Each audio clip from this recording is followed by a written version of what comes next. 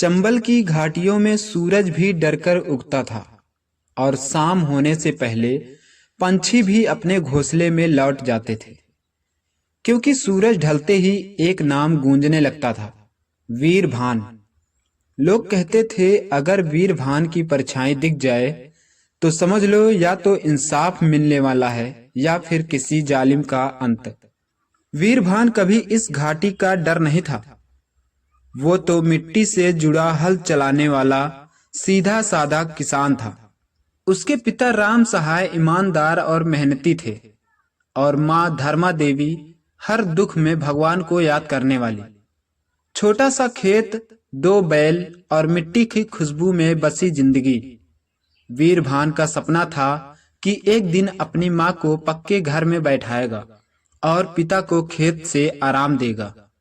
लेकिन सपने गरीबों के अक्सर किसी की जागीर बन जाते हैं।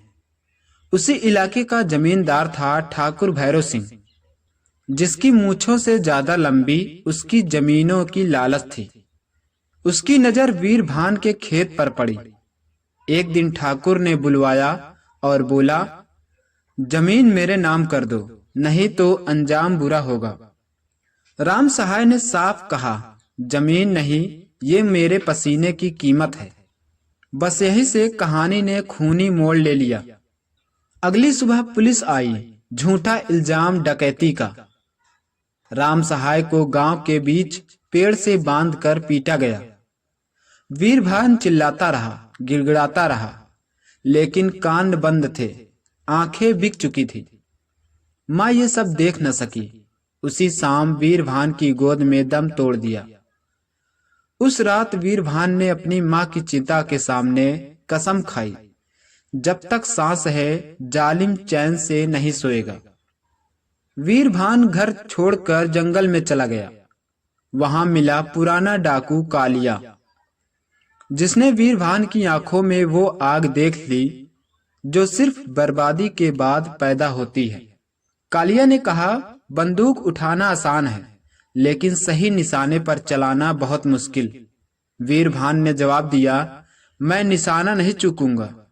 कुछ ही महीनों में वीर भान बंदूक का उस्ताद बन गया। वीर भान कभी गरीब को नहीं लूटा। उसकी गोली सिर्फ ठाकुरों, साहूकारों और भ्रष्ट अफसरों के लिए थी। लूटी गई दौलत रात के अंधेरे में गांव के दरवाजों पर रख दी जाती थी। लोग सुबह उठकर कहते, वीर भान आया था।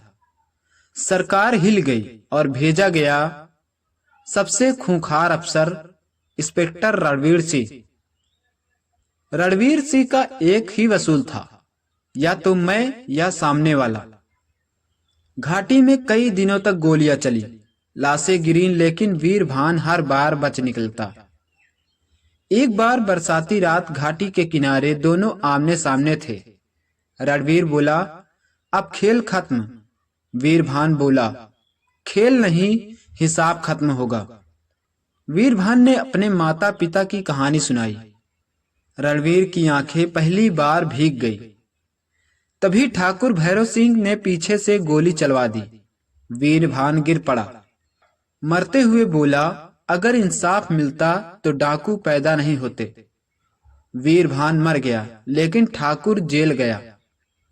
रणवीर ने वर्दी छोड़ दी और घाटी में आज भी लोग कहते हैं, वीर भान डाकू नहीं था, वो गलत सिस्टम की सजा थी।